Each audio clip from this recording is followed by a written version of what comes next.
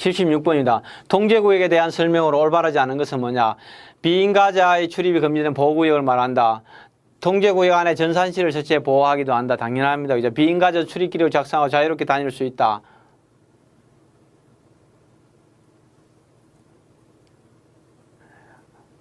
자유롭게 다닐 수는 있는 건 아니죠. 그죠? 정답은 4번이 아니고 3번입니다. 그죠?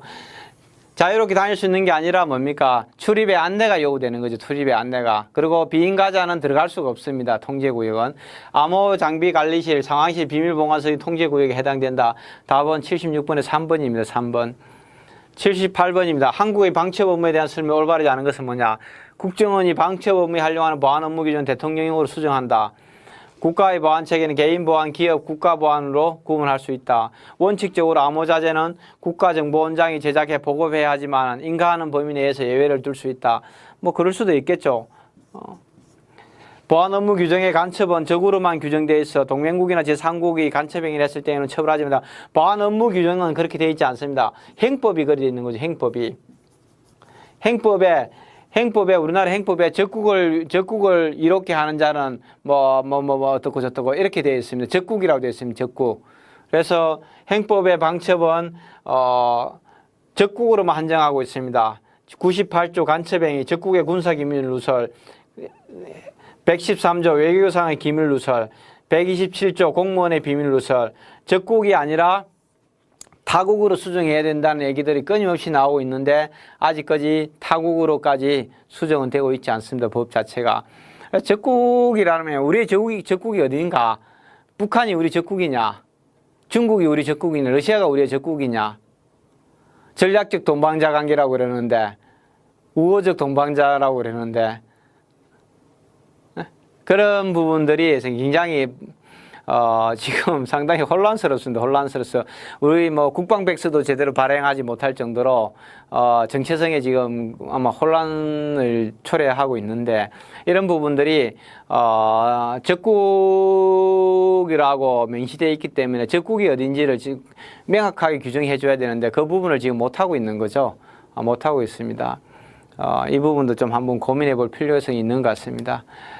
80번입니다. 통신비밀보호법상 통신제한조치에 대한 설명을 올바르지 않은 것은 뭐냐? 그래서 우리가 통신비밀보호법에 대해서는 2015년도도 문제 나왔습니까? 몇 년 전에도 문제 나오고 또 2017년도에 나왔었는데 어쨌든 안보 수사를 위해서는 4개월의 제한 조치를 하고 1회 연장해서 8개월이다. 기간에 대해서 문제가 나왔었는데 세부 내용을 묻는 문제가 출제가 된 거죠. 국가안보를 위한 통신제한에 외국인이나 내국인 구분이 없다. 외국인일 경우에는 대통령이 승인을 하면 되고요. 내국인일 경우에는 법원에서 영장을 발부받아야 됩니다. 영장을. 다릅니다. 내국인의 통신을 감청하기 위해서는 반드시 영장이 필요합니다. 감청영장이 필요합니다. 외국인은 영장주의 원칙에 예외가 되며 대화 당사자가 모두 외국인이며 외국인일 경우에는 국정원장을 거쳐 대통령이 승인하면 됩니다. 정보기관이 대통령의 승인을 얻을 여유가 없을 때에는 해당 기관장의 승인을 감청을 할 수도 있습니다. 사후 승인을 받으라는 얘기죠. 사후 승인을.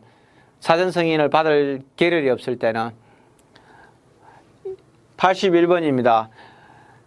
방첩에 대한 설명이 올바르지 않은 것은 뭐냐? 급진적 단체에 대한 방청 활동은 비효율적이다. 그렇지는 않습니다. 급진적 단체라고 해서 비효율적이라는 것은 아닙니다. 정보를 수집하는 단체가 너무 많이 생겨서 방첩 활동에 어려움이 있다. 그렇습니다. 그죠? 국제 범죄, 마약, 사이버 보안, 사이버 테러, 이런 얘기들을 하면서 진짜 해야 될 때가 너무 많은 거죠. 다 하기 어려울 정도로 너무 많이 생긴다는 겁니다. 그죠? 방첩 관련 정보는 많을수록 대응 방안을 수립하기 유리하다. 수입된 첩보가 많을 경우 분석분석에 어려움이 발생하기도 한다. 이런 얘기를 하고 있습니다. 그래서 방첩 활동에 관련된 이슈는 일단 인권 침해 논란이 있습니다. 인권 침해. 고문이라든지, 불법 미행이라든지, 불법 가택 연금이라든지, 불법 수색이라든지, 이런 것들이, 그냥, 일어날 수 있습니다. 물론 과거 군사정권 시절에나 일어나는지 요즘도 일어납니까? 요즘도 일어날 수 있습니다. 충분히. 요즘도 일어날 수 있습니다. 우리나라에서는 뿐만 아니라 해외도 미국조차도 마찬가지입니다. 일어날 수 있습니다.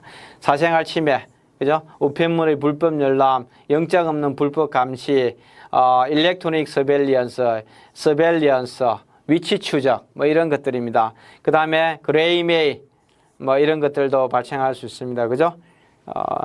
그린메일, 블랙메일 이런 유사 정보에도 좀 아는 게 도움이 될 것 같습니다.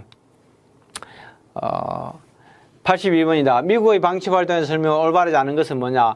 9.11 테러 이후 방치활동 강화하기 시작했다. 특히 9.11 테러의 충격적인 사건이죠. 9.11 테러가 미국 역사상 미국 본토가 처음으로 공격을 당한 거죠. 41년도 진주만 기습은 하와이를 당한 거죠. 하와이. 물론 하와이가 미국의 뭐 주이긴 하지만은 일단 태평양 상에 떨어져 있는 뭐 섬이기 때문에 본토가 공격당한 적은 없습니다. 역사상 처음인 거죠. 1차, 2차 대전에 참전도 하고 스페인과의 전쟁도 하고 뭐 전쟁 많이 했습니다. 미국도. 멕시코와 전쟁도 하고 뭐 많이 했지만 본토가 공격당한 게 처음인 거죠. 국가안보국의 슈퍼컴퓨터를 활용해 탄론 정보를 수집한다. 방첩 관련 정보를 많을수록 대응 방안을 수립하기 유리하다. 코인텔프로는 FBI가 벌인 내부 정치 싸움으로 방첩 활동 관련 없는 것이 아니라 뭡니까? 간첩, 사회주의 이런 부분들, 급진적인 세력들을 감시할 목적으로 추진한 비밀 공작을 코인텔프로라고 합니다. 내부 정치 싸움하고 관계가 없습니다.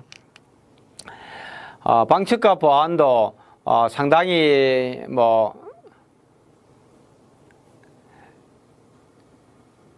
복잡한 문제는 많이 출제가 됐습니다. 그렇게 복잡한 문제는 많이 출제되지 않았는데 문제는 많이 출제되고 있습니다.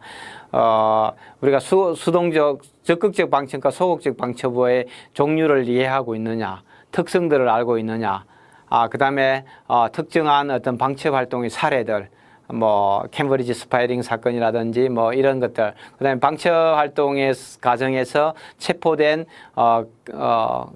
반역자들, 미국의 반역자와 영국의 반역자들, 그다음에 뭐 러시아의 중요한 뭐 그런 어떤 첩보원들, 리차드 조르게라든지 이런 부분들, 그다음에 그 2차 대전 중에 암호 공작, 암호 해독 공작들, 미국이 독일에 대한, 영국의 독일에 대한, 미국이 일본에 대한 암호 해독 공작들, 이런 부분들에 대한 용어를 알고 있는지, 그 다음에 보안에서 시설 보안이나 인원 보안의 종류와 시설 보안의 인원 보안의 특징들을 알고 있는지, 이런 문제가 그동안에 출제되어 있었고, 뭐 제가 봤을 때 앞으로도 뭐 유사한 문제들이 계속 출제되거나 기출문제가 반복돼서 출제될 수 있는 영역이다, 이렇게 좀 판단이 되어집니다. 이상으로 8강 방첩과 보안을 마치도록 하겠습니다.